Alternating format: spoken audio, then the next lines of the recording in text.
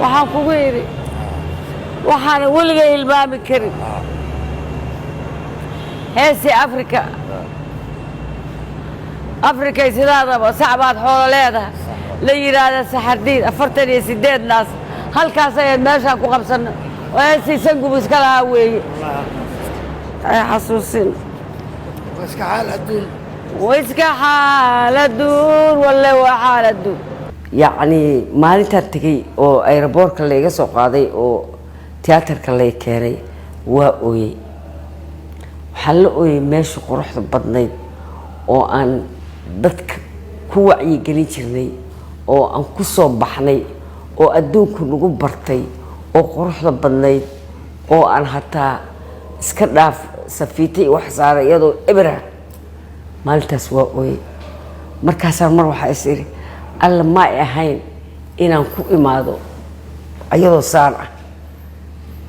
marka calool xumo weyn baa igu dhalatay meeka waanan ka hadlay shicibkana waxaan weydiistay sida in loo dhaamo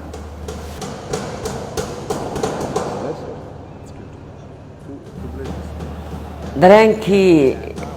markii aan tagay tiyaatarka aan soo galay runtii tiyaatarkaba markaas ayuu cusbaa meel qurux badan oo fiilo dheer loogu jiro oo dadku jecel yahay oo anigana waa markii ugu horeysay waa masrax tiyaatar soo istaago yacni waxaa igu dhalatay qurux iyo nashaad hore cusub oo fankii aan sii jeclaaday meesha quruxda badan oo loo sameeyey ama lagu dhigayo ayaa igu dhalatay waxaan xasuustaa yaatii ay horta heesi ma xasuustaa baxsada qaadaysay riwaayadii wadii wacad waa sidee sawir baan arkaa miya masaxbaa hooy hooy aakhira laga soo noqdaa miya waa sidee masaala tiyaatarkeennii alxamdulilah ما شاء الله والله وحكون شيء وحن حسوسته ماشي واجي برسماتكي بركي إلهي وحن كبر يا ناسيدي إنه نوجس ها وحن مرينا رواية وور رسالة نجا كدجينا محن كدجينا رواية شاعر كي وعيقرنتها وحنا عشان تذكر الفرية يو ده وطنية ده قف دلكيسة يا jacaylka uu jecel yahay iyo dalka xuquuqda ku leeyahay iyo xuquuqda asaga lagu leeyahay iyo waxa soo dir ayaa tiyaatarka bulshada loogu wacyigelin jiray sheegin male barka waxa weeye waa iska adkaysanayna wala hayl dumarkii ragii galay ayaa dabar jaraya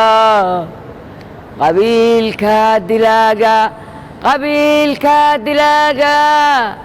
ayaan daaya leeyahay naftaydan ku dawaynayaa calankaan ku daryeelayaa daweeye dagaal dad may iska diida dad mahe dagaalka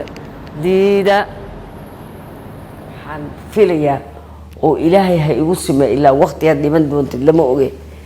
inaan sidii aan uga soo muuqan jiray aan mar labaad asagoo sidiisii oo kale aan ka soo muuqdo dadkaygii aan jeclaana aan ku arko shicibkaygii aan jeclaa oo igu jeclaana ay igu arkaan baan rajaynayaa ilaahay baan